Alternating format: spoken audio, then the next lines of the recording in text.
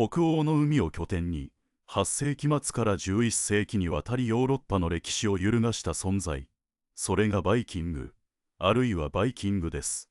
まずはバイキングは単なる野蛮な略奪者というイメージが根強いことを指摘したい。実際には略奪だけでなく探検、貿易、入植、文化交流といった多面的な活動を展開し、300年に及ぶこの時代は蛮族の侵略だけで語れないヨーロッパ史における重要な転換点だったのです。そこでバイキング時代の始まりと終わり、そしてその背景にある北欧社会の特徴を整理していきましょう。バイキング時代の幕開けは一般に793年のリンドイスファーン修道院襲撃に遡ります。デンマーク出身のバイキングがイングランド北東部の聖職者たちを襲い、多くの修道士が虐殺されたと伝えられています。この衝撃的な事件が西欧世界に恐怖の象徴としてバイキングの存在を印象づけました。しかし、注目すべきは修道院が財宝や貴重な文献を保管していた点です。バイキングは単なる野蛮人ではなく、経済的利益を狙った戦略的な目標を持って行動していたことがうかがえます。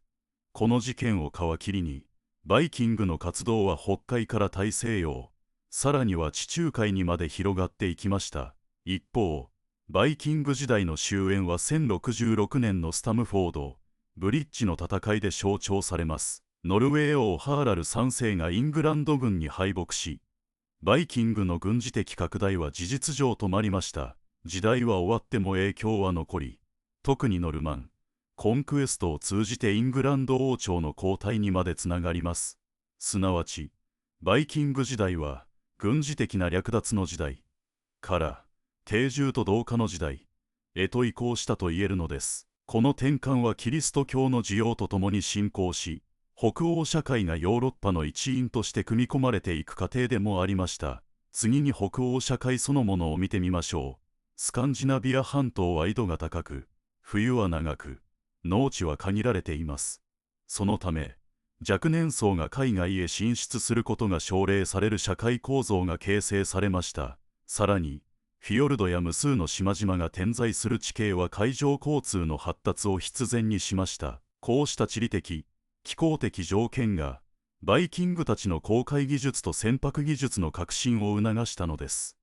特にロングシップは、低く細長い船体と両端に貝を備え、搬送も可能な構造で、浅製の乗り入れや高速航行を実現しました。戦闘時には機動力を発揮し、平時には貿易や移住の輸送手段として活躍しました。社会構造も独特です。当時の北欧は市長制、JARLDMME を基盤に、首長、JARL と呼ばれる有力者が地域を統治していました。その下には戦闘集団、HIR が組織され、忠誠と戦闘力で首長を支えました。血縁や遅延に基づく集団行動がバイキングの活動を支え、これが後にアイスランドやグリーンランドへの入植を成功させる基盤となります。宗教面では古代北欧神話が信仰の中心でした。オーディンやトール、フレイヤといった神々が戦いや知恵、豊穣を司り、特にオーディンは戦士階級に人気がありました。しかし、9世紀後半になるとキリスト教の浸透が始まり、デンマーク王ハーラル一世、アオハ王が965年に改宗を宣言。ノルウェーやスウェーデンでもキリスト教が授与され、宗教的変容期が訪れました。この変化はバイキングが略奪から定住と同化へシフトする象徴でもありました。ここまででバイキングの実像が少しは見えてきたでしょうか。次に、バイキングのイメージがどれほどステレオタイプ化されていたか、そして近年の研究がどのようにそれを覆しているかを見てみます。従来は、暴力的で野蛮な略奪者だけが強調されましたが、GWIN、JONES のバイキングの歴史は、バイキングを探検家、商人、開拓者、職人、政治的指導者といった多面的な文明の担い手として再評価しています。実際、アイスランドやグリーンランドへの入植は新たな居住地の開拓であり、ヨーロッパ各地での都市建設や貿易ネットワークの構築は経済的発展をもたらしました。さらに、ルーン文字による文書記録や佐賀文学の成立は、北欧社会の知的、文化的成熟を示す証左です。この再評価の背後には考古学的発見が大きく貢献しています。ノルウェーで発見されたオセベルグ船、834年頃、ヤゴクスタッド船、9世紀は、当時の造船技術の高さを語ります。イングランドのヨルビク、原ヨークで見つかった遺跡からは、織物や陶器、金属加工の痕跡が出てきて、バイキングが単なる略奪者ではなく職人や商人としての側面も持っていたことが裏付けられました。こうした証拠は、バイキング時代が北欧社会の特性と技術革新が融合した時代だったことを示しています。次はバイキングの拡大と影響を具体的に見ていきましょう。まずは西方進出です。デンマーク系バイキングは9世紀後半に組織的な軍事行動を開始し、イングランド沿岸部に集中的な襲撃を仕掛けました。865年に始まった大異教徒軍は、北部のアングロ、サクソン王国軍に前例のない規模で侵入し、アルフレッド大王に878年のエジンバラの戦いで敗北させられましたが、ノーサンブリアやイースト、アングリア、マーシアの大部分を支配下に置くことに成功しました。バイキングは単なる略奪だけでなく、川沿いに拠点を築き、農業や交易を行いながら定住へと転換しました。911年までに約30万エーカーに及ぶ、ダンローという法域が形成され、ウェドモア条約889年でバイキング側は一部領土を放棄し、代わりにマーシアの一部を支配下に残しました。こうしてバイキングはイングランドの政治、社会構造に深く根付きました。フランスでも同様に、911年にロロ率いるバイキング軍がセーヌ川とソンム川を利用して略奪を繰り返し、同年3、クレール、シュル、エプト条約でロロはルーアンと周辺約 3500km を封建的に授与され、ノルマンディー以降となります。ロロは領土内に約1万2000ヘクタールの農地を開墾し、戦闘集団を農民へ転換、フランク貴族と血縁関係を築き、シールド、タックスという税制を導入して都市平均を1000スルドの歳入を確保しました。ノルマンディー公国はフランス王の風神として正式に組み込まれ、後のノルマン征服、1066年へとつながる基盤を作り上げました。東方への拡大も見逃せません。9世紀初頭、スウェーデン系の海賊団はバルト海岸から東へ進出し、ネバ川、ボルホフ川、ドニエプル川、ボルガ川などの大河川を遡上しました。彼らは自らをバリアーグと呼び、毛皮や蜜蝋、琥珀、奴隷を南へ運び、代わりにビザンツ帝国やアラブ世界から銀貨、絹織物、香料を得ました。交易ルートはドニエプル川を下って黒海へ、またはボルガ川を下ってカスピ海へと日本に分かれ、北方の資源と南方の奢侈品を結びつける仲介者として繁栄しました。バリアーグはハザールカガナートとも関係を築き、関税、ポルタを課されつつも保護と交易の場を提供されました。862年の原初年代記によれば、部族間の内紛が激化したノブゴロド周辺でバリアーグ族長リュリクが招かれ、ノブゴロドの長となりリュリク朝が築かれました。彼の後継者オレグは882年にキエフを占領し、キエフはルーシの諸都市の母と宣言。こうしてバリアーグはスラブ系住民を統治する国家、キエフ、ルーシの原型を形作ったのです。ビザンツ帝国との衝突もあり、860年に約200隻の艦隊でボスポラス海峡を突破し奇襲したものの、嵐により撤退を余儀なくされました。907年にオレグは再び遠征し、コンスタンティノープルの城壁下まで進軍、賠償金と貿易特権を勝ち取りました。911年の条約はルーシ商人の自由入場や免税交易を認め、ビザンツが北方の強敵を交易パートナーとして正式に受け入れた例です。後のイゴールやスビャトスラフの遠征、バリアーグ守る隊の創設など、バリアーグは軍事的、文化的にビザンツに深く関わり、キエフ、ルーシの国家形成に大きく寄与しました。ここまででバイキングの西方、東方の拡大とその影響が見えてきましたが、やはり技術が全ての基盤です。ロングシップは極端に細長い比率トラップシステムという独特の組み立て方法で、全長30メートルでも重量は12、15トンに抑えられました。浅底設計、汽水約1メートル、デカ線や浅製の侵入が容易で、選手のドラッグ、ヘッドとウィング、テイルが高速航行と急激な方向転換を可能にしました。推進はホト界の二重システムで、搬送は平均10ノット、最大15ノットの速さを出し、解雇には風が弱い時赤線で使われ、最大20人が同時に漕げました。航海術は天体観測と潮流の活用に長け、北極星やオリオン座で方位を確定し、太陽高度で移動が遺産、北大西洋海流やバルト海の潮汐リズムを熟知し、追い風や追い流を最大限に利用しました。これにより、9世紀末から10世紀初頭にかけてイングランド、フランス、スペイン、イタリアの沿岸に年間平均5回以上の遠征を行い、845年のパリ襲撃ではシーヌ川を遡上、10世紀のグリーンランド植民では北大西洋横断を約4週間で完遂しました。ロングシップは経験則だけでなく、科学的知識と精密な船体設計が組み合わさった結果、5km という驚異的な航路誤差を実現し、北大西洋横断を3、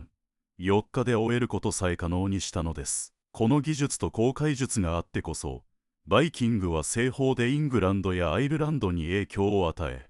東方ではバリャーグとしてビザンツやカスピ海沿岸の諸国と交渉し、北欧から地中海、黒海、さらにはカスピ海に至る広大な交流ネットワークを構築したのでした。定住拠点を築きました。アイルランドへの侵攻は8世紀末に本格化し、ダブリン、コーク、ウォーターフォードなどの港町を建設。これらは北海、バルト海交易路と地中海世界を結ぶ中継点となり、アイルランド経済に大きな影響を与えました。アイスランドの発見は9世紀半ば、ノルウェー人探検家ナットが遭難したことがきっかけで、イングオルフ、アルナルソンが874年にレイキャビクに最初の定住地を築き、アルティング議会が設立されました。アルティングはヨーロッパ最古の議会制度の一つで、シングベトリルの平原に自由民が集まり、法を朗読し争いを裁く場でした。グリーンランドの入植は982年、エイリーク、ラウズが緑の土地と名付け、985年頃に約500人が南西部に東居住区と西居住区を築きました。しかし厳しい気候と土壌の貧弱さで14世紀以降に放棄されます。さらに北大西洋を越えて、レーブ・エイリクソンが1000年頃に現在のカナダ、ニューファンドランド島ランズエイムズ、ピオールに到達したというサガが残されています。1963年、考古学者ロルズ・ポールとアナ・セシル・スベードルンド夫妻の調査で、ランズエイムズ、ピオールからバイキングの建造物跡や鉄製品、紡績用土器が発見され、ユネスコ世界遺産に登録されました。これがヨーロッパ人として初の北米到達の証拠です。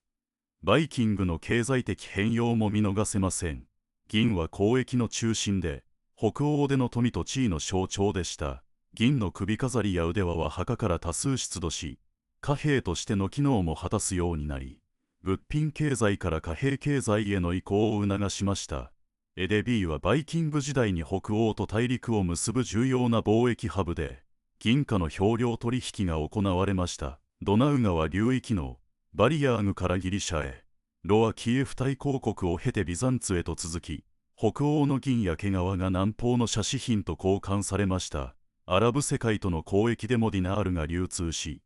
バルサミックなガラスやスパイスが北欧に届きました。こうした広域交易は中世ヨーロッパの市場経済に影響を与え、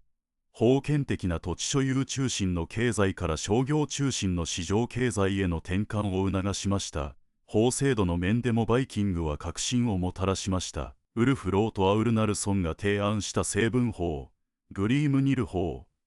は、シングベトリルの平原で自由農民が集まり、殺人、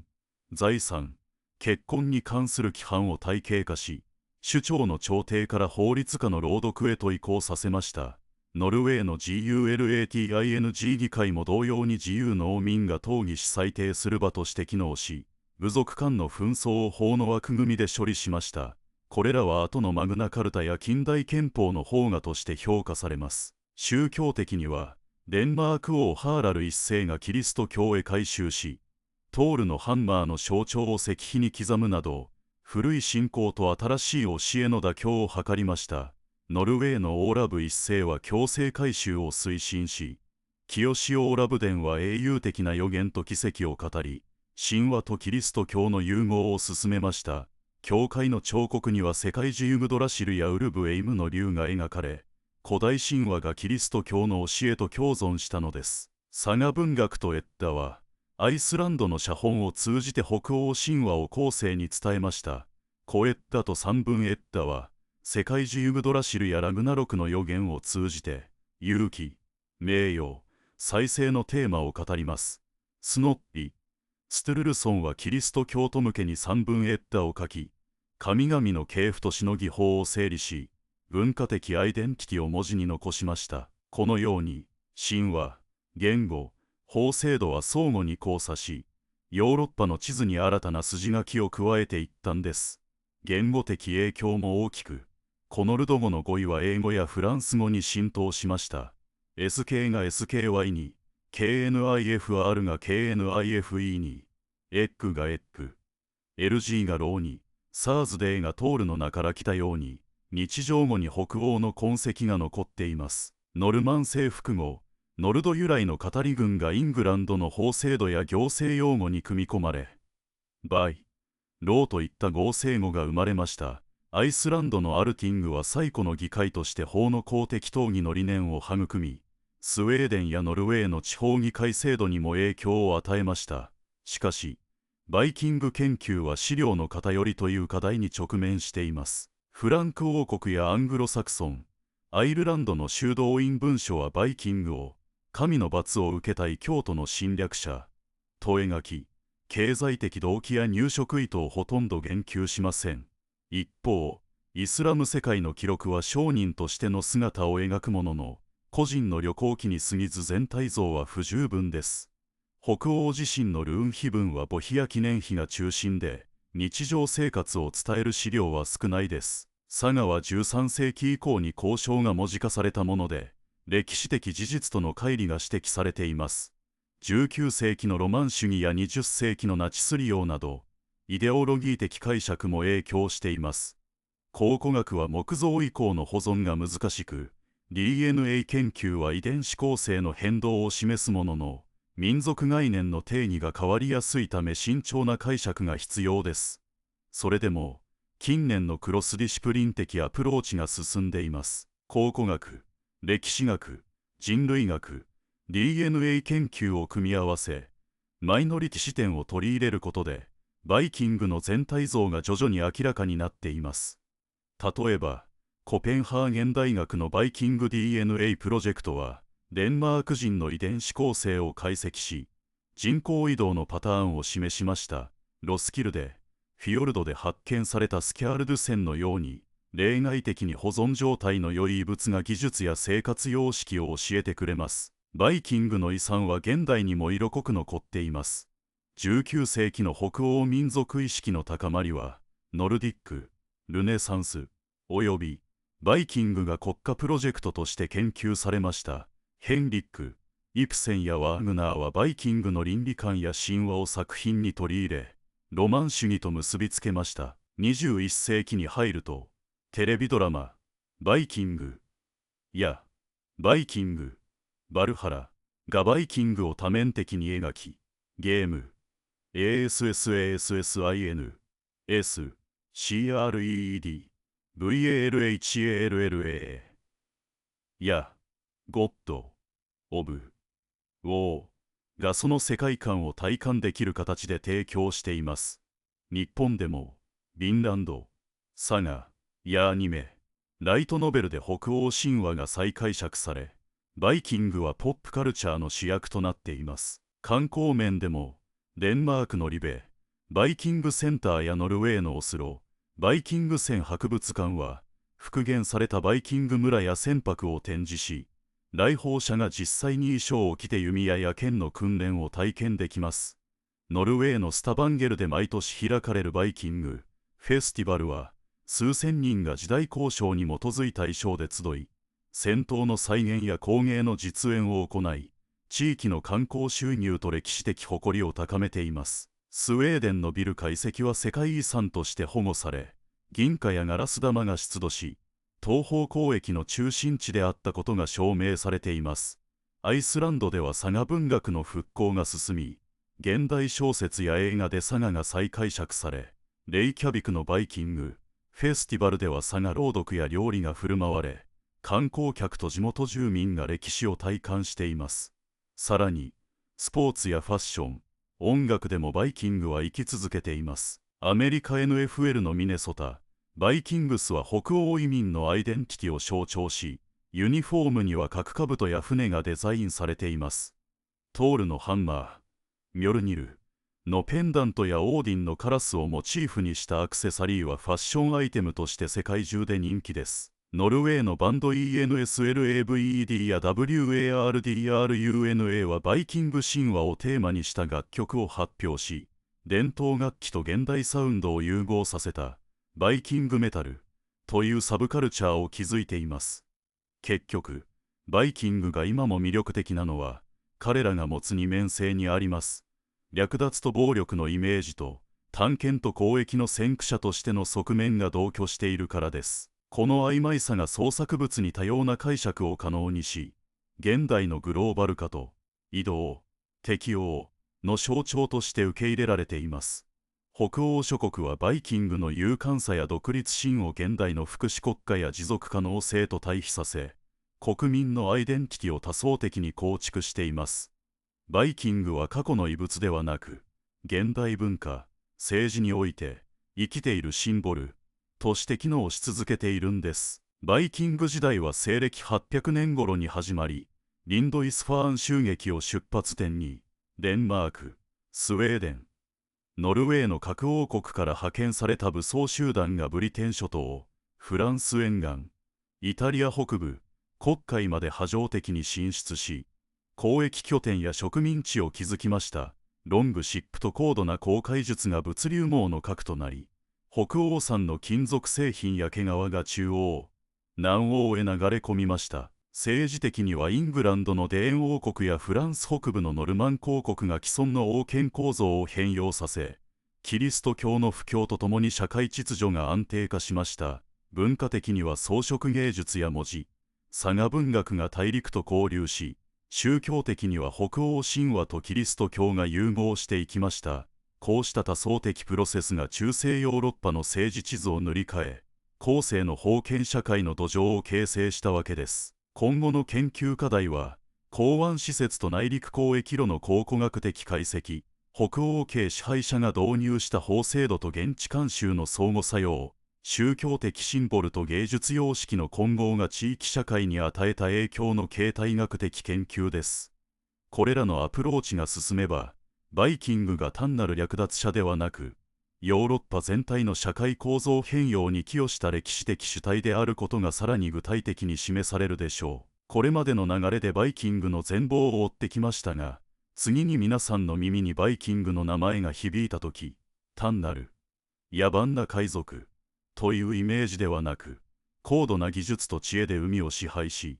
交易と法、そして文化を広げた海の支配者として想像していただければ幸いです。次回は、バイキングが残した具体的な遺産や、現代に生きるバイキング像について、さらに深く掘り下げてまいりますのでお楽しみに。さて、次回の予告にも触れましたように、ここではバイキングが単なる歴史的な過去の出来事として終わるのではなく、どのようにして現代の私たちの生活、言語、社会システム、そして精神性の中に深く根を下ろし、息づいているのかについて、より具体的な事例と深層心理に踏み込んで掘り下げていきましょう。私たちはしばしば、歴史を教科書の中の出来事や博物館のガラスケースの中にある遺物として捉えがちですが、バイキングの遺産は、私たちが日常何気なく使っている言葉や、社会の仕組み、さらには私たちが抱く自由や冒険への憧れという形になって、今も脈々と流れ続けているのです。まず、最も身近な影響として挙げられるのが、言語への浸透です。英語という言語は、実はバイキングの影響抜きには語ることができないほど、コノルド語、バイキングが話していた言語の要素を内包しています。イングランド北部や東部、いわゆるレーン路と呼ばれる地域に定住したバイキングたちは、地元の英語話者と長年にわたり交流し、生活の中で不可欠な語彙を英語に持ち込みました。例えば、彼らが頻繁に使用した代名詞である They、彼ら、THEM、彼らを、THEIR、彼らのは、古英語には存在せず、コノルド語由来のものです。また、SKY、空、SKIN、肌、SKINNY、痩せた、WINDOW、窓、ロー、法、HUSBAND、夫、FELLOW、仲間といった基本的な単語も、すべてバイキングから受け継がれたものです。特に興味深いのは、ロー、法という概念です。バイキング社会には、道と呼ばれる集会所があり、そこで共同体のルールが話し合われ、合意形成がなされていました。この法の概念が、当時のイングランドの社会構造に深く入り込み、現代の英米法系における法の支配の原型の一つとなったとも言われています。彼らは単に暴力で支配するだけでなく、話し合いと合意に基づく社会運営のシステムを確立しようとしたのです。さらに、地名にもバイキングの足跡は鮮明に残っています。イギリスの北部や中部、スコットランドの一部、アイルランドの沿岸部、そしてノルマンディー地方に至るまで、多くの地名がコノルド語の要素を含んでいます。バイ、ビーは、村、や、集落を意味し、ダービー、DERBY、鹿の村、グラスビー、GRIMSBY、グリームルの村、ウエストビー、WESTBY、西の村、などがその例です。THORP、スコープは、小さな村、や、離れや、を意味し、ノースオール、NORTHALLERTON、ヤスキャープ、SCAWTHORP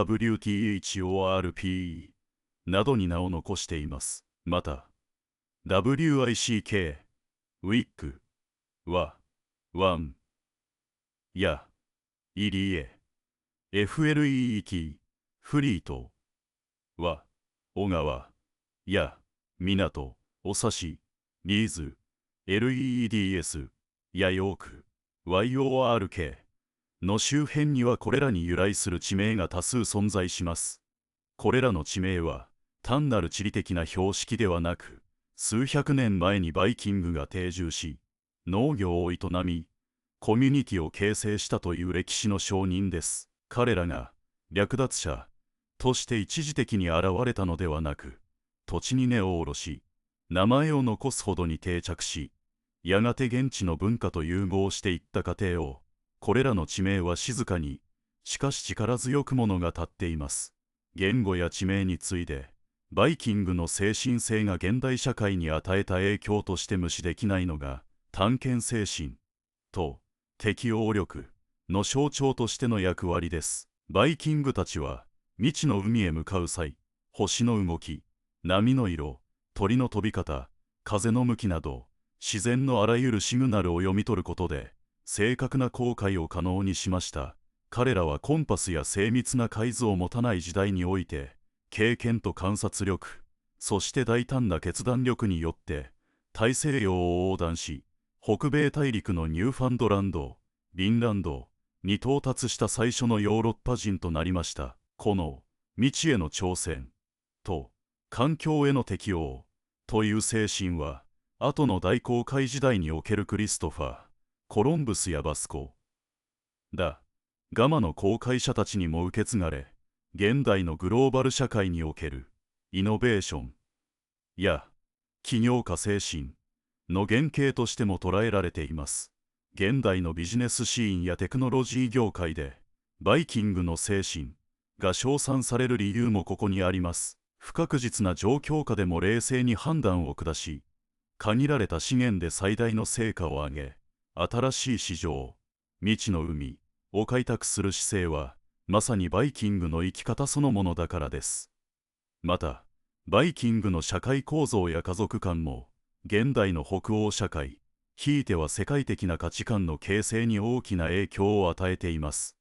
バイキング社会は、厳格な階級社会に見えながら、実は比較的自由な側面を持っていました。特に女性たちの地位は、当時の他のヨーロッパ諸国に比べて高かったと言われています。女性たちは夫が遠征に出ている間、農場や家計を管理し、時には商売に従事することも許されていました。また、離婚を申し立てる権利や、財産を相続する権利も認められており、佐賀文学には、自らの意志で人生を切り開く強い女性たちの姿が数多く描かれています。この男女の平等や個人の自立性という考え方は、後のキリスト教社会における女性観とは異なる北欧独自の価値観として根付き、現代のスカンジナビア諸国が世界最高水準のジェンダー平等を達成する文化的土壌となった可能性があります。現代の北欧モデルと呼ばれる福祉国家やワークライフバランスの重要性が重視される社会風潮は、遠く遡ればバイキング時代からの個人の尊厳と共同体の調和という2つの価値観のバランスの上に成り立っていると言えるかもしれません。さらに、バイキングの芸術とデザインが現代の美学に与えた影響も計り知れません。彼らが好んだ動物様式、ANIMAL、スタイルと呼ばれる装飾芸術は、曲線美と幾何学模様が融合し、力強さと神秘的な美しさを兼ね備えています。この様式は、金属細工、木工、石彫刻など、あらゆる工芸品に施され、後のロマネスク様式やゴシック様式の装飾にも影響を与えました。現代のファッションやインテリアデザインにおいても、バイキングの模様やシンボル、ミョルニル、ルーン文字、船の形状など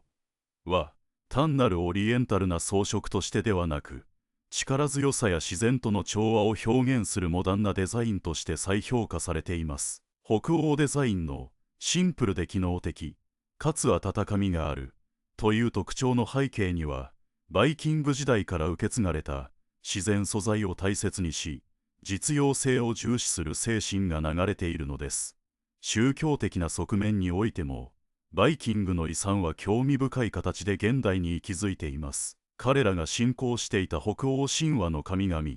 オーディン、トール、ロキ、フレイヤなどは、単に過去の神話として終わるのではなく、現代のポップカルチャーを通じて、人類の深層心理に訴えかける象徴としてよみがえっています。オーディンは、知識と知恵、犠牲と変容の神として、トールは、力と防御、正義の神として、ロキは、トリックスター、変化と創造の象徴として、現代人が直面する困難や葛藤を投影する鏡となっています。特に、終末論的なラグナロク、神々の黄昏の物語は、世界の終わりと再生をテーマとしており、現代の環境問題や文明の危機に対する予兆として、多くの文学作品や映画、ゲームで解釈され続けています。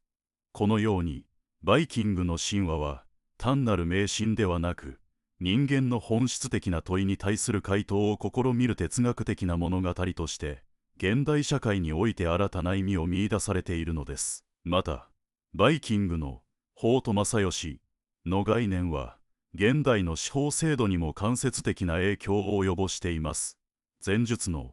同 THING と呼ばれる集会は単なる議論の場ではなく紛争解決の場であり、裁判の場でもありました。ここで決定された判決は共同体の合意に基づいており、王の独断ではなく人々の合意形成によって成り立っていました。この法は共同体の合意によって作られるという考え方は後の議会制民主主義の法画の一つとみなされています。アイスランドのアルシング ALTHING は世界最古の議会の一つとして知られていますが、その起源はバイキング時代の法定制度にあります。現代の民主主義社会において市民が自らの声を上げ法や政策に参加する権利を主張する際、その精神的ルーツの一つにはバイキングの自由民としての自覚と共同体への参加意識があると言えるでしょう。食文化においてもバイキングの影響は残っています。彼らは保存食の技術に長けており、乾燥魚、塩漬け肉、発酵食品、スール、ハルスカなどの発酵魚非使用などの保存食文化を発展させました。これらは厳しい北欧の気候条件下での生存を可能にした技術ですが、現代のスキャンディナビア料理においてノルド、キュイジーヌ、北欧料理として再評価され、世界最高峰のグルメとして注目されています。特に野生の食材を大切にし、発酵や保存技術を用いて素材のうまみを引き出すという考え方はミシュラン星付きレストランで多く見られるニュー、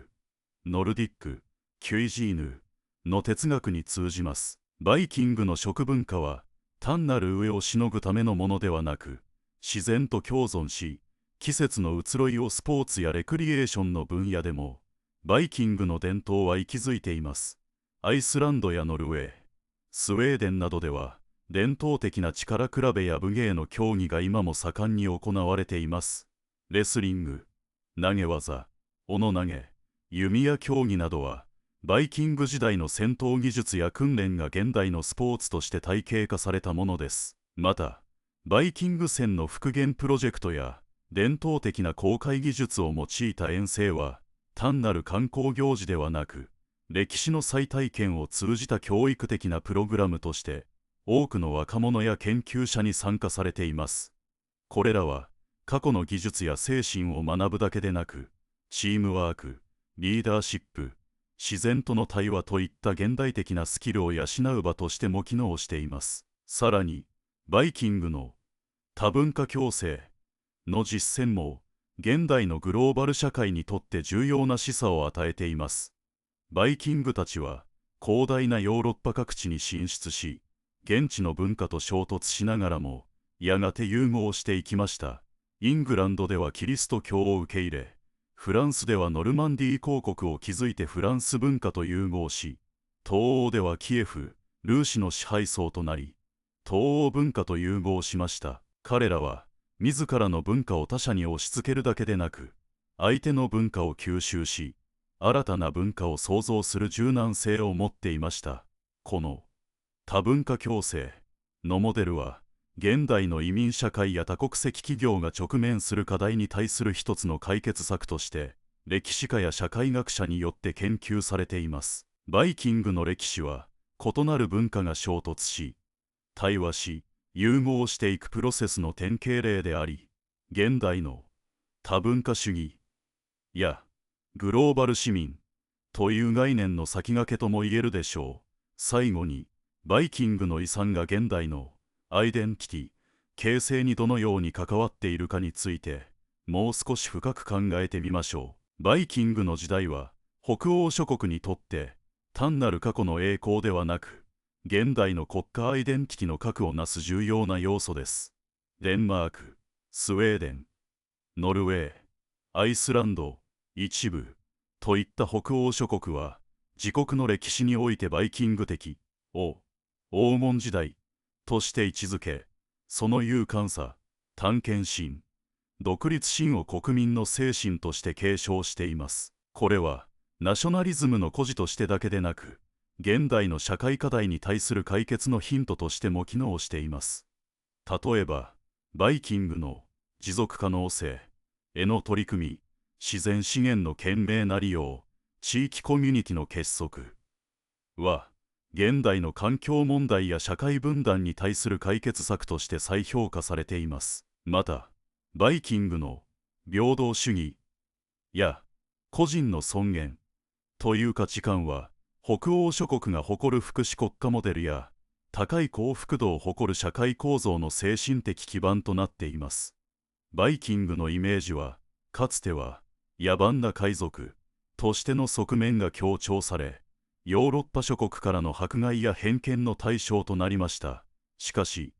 20世紀以降、特に第二次世界大戦後の平和主義と多文化主義の台頭とともに、バイキングのイメージは大きく変化しました。彼らは、略奪者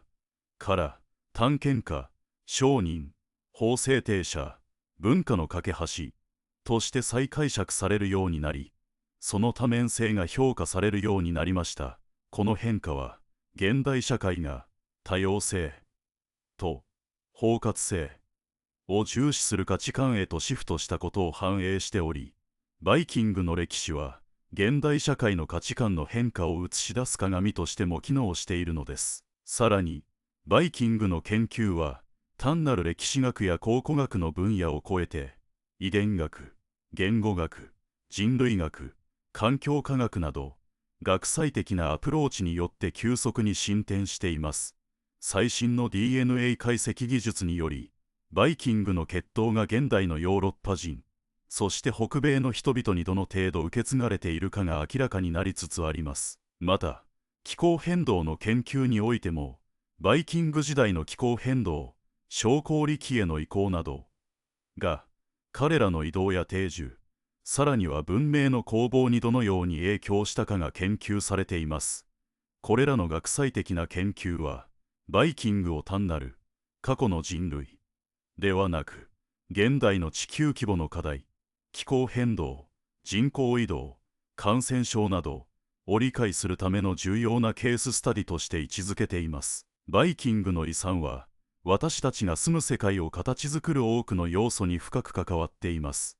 私たちが使う言葉、住む場所の名前、社会の仕組み、芸術の美意識、そして私たちの精神性や価値観、それらすべてに、遠く古代の北欧の海から来た人々の息吹が感じられます。彼らは、海を越えて新しい世界を開拓し、異なる文化と出会い、融合させ、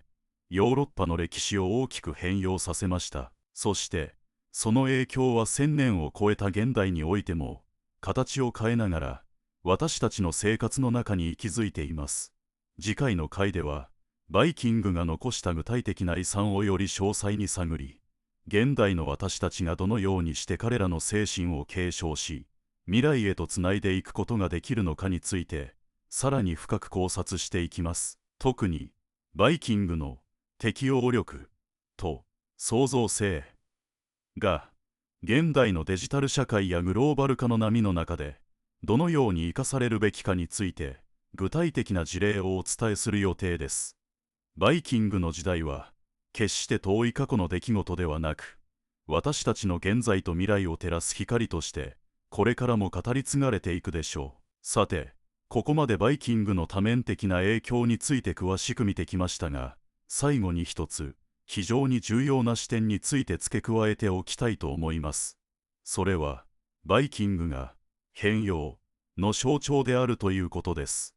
彼らは常に変わること、適応すること、そして新しい形を創造することに長けていました。環境が変われば生き方を変え、相手が変われば関係性を変え、時代が変われば価値観を変えました。この変容の能力こそが、バイキングが1000年を超えて生き残ってきた最大の理由であり、現代の私たちが最も学ぶべき点なのかもしれません。現代社会は、技術の進歩、グローバル化、環境問題、パンデミックなど、予測不能な変化に満ちています。そのような時代において、バイキングの精神、すなわち、未知への挑戦、環境への適応、多様性の需要、共同体の結束、といった価値観は、私たちが未来を切り開くための羅針盤となるでしょう。バイキングの歴史を学ぶことは、単に過去を知るだけでなく、未来を生き抜くための知恵を身につけることでもあるのです。バイキングの時代は、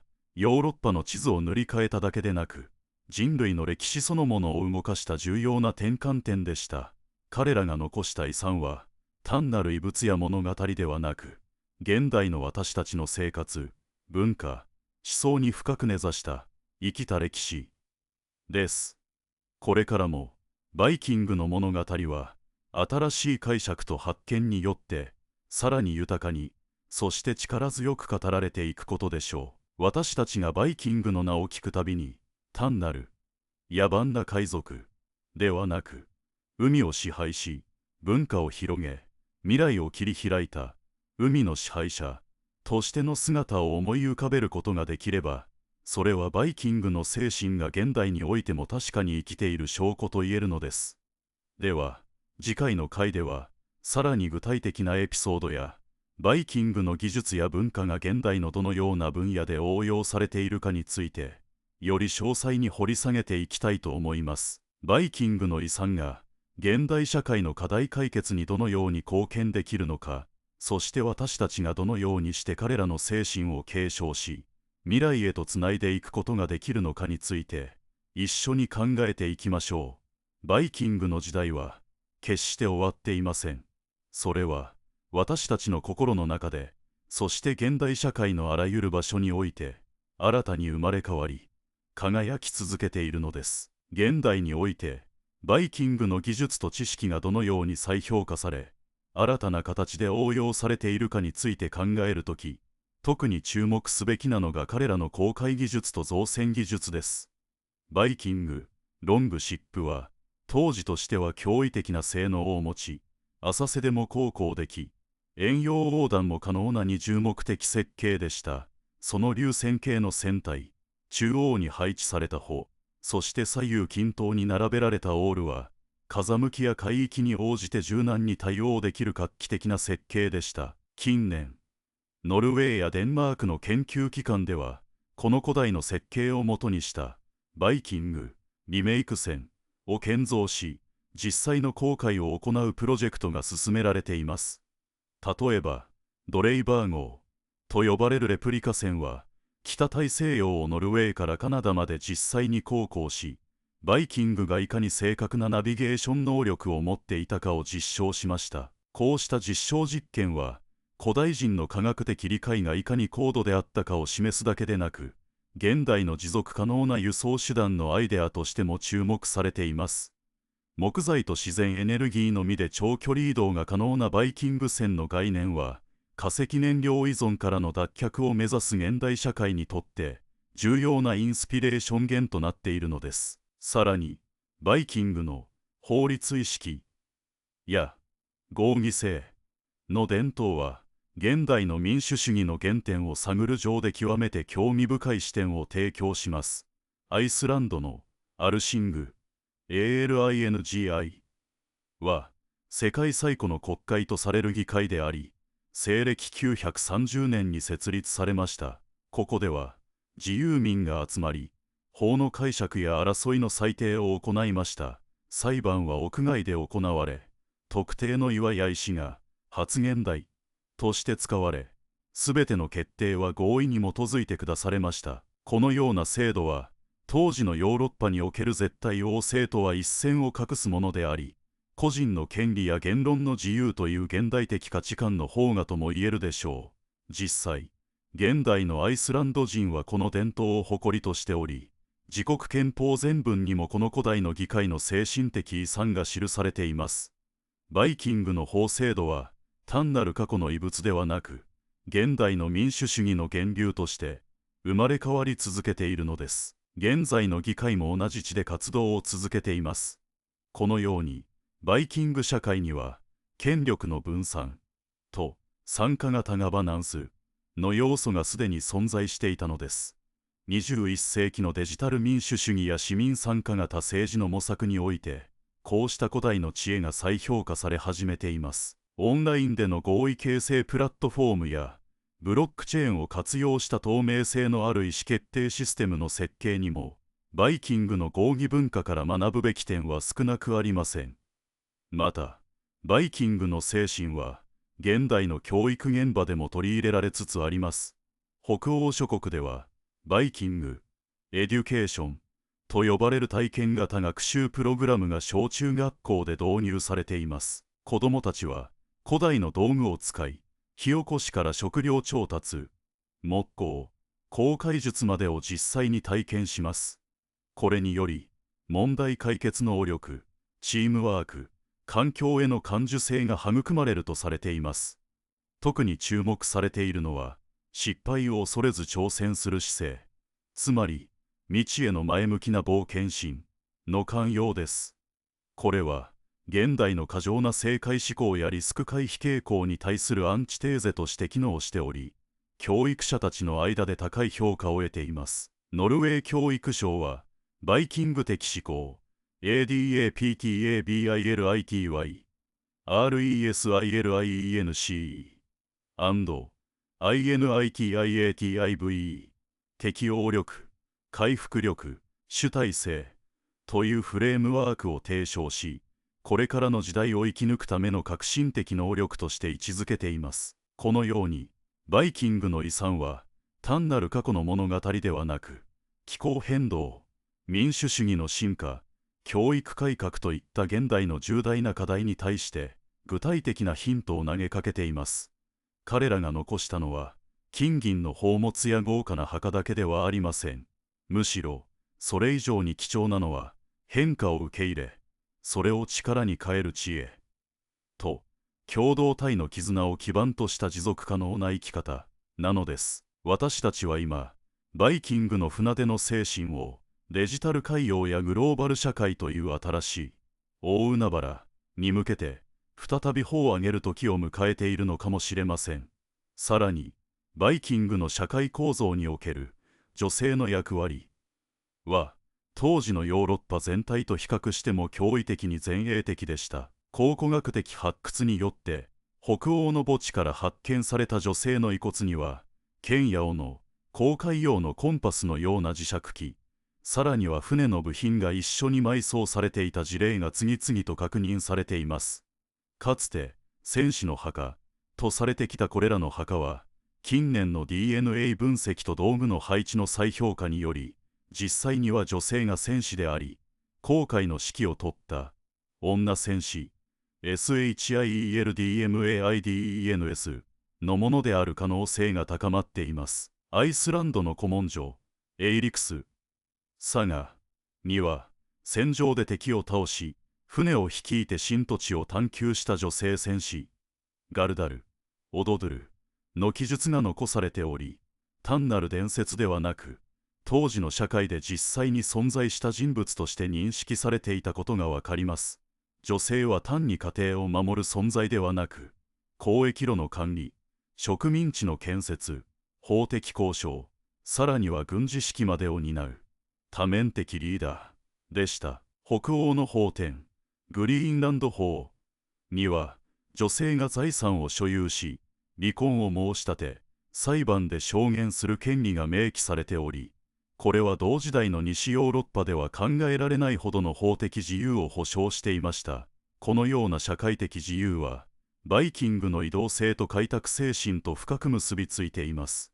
定住社会では女性の役割が制限される傾向があった一方で、移動と開拓の世界では、能力と貢献が性別を超えて評価されたのです。現代のジェンダー平等の議論や、多様性を重視する組織文化の構築において、この能力本位の社会構造は非常に示唆に富む歴史的モデルです。特にリモートワークやフリーランス文化が広がる現代において、場所に縛られない働き方や役割の柔軟な再定義は、バイキング時代の女性たちがすでに実践していた生活様式と重なる部分が多くあります。彼女たちが残したのは単なる強さではなく、自由と責任のバランスを実現した持続可能な社会の設計図でした。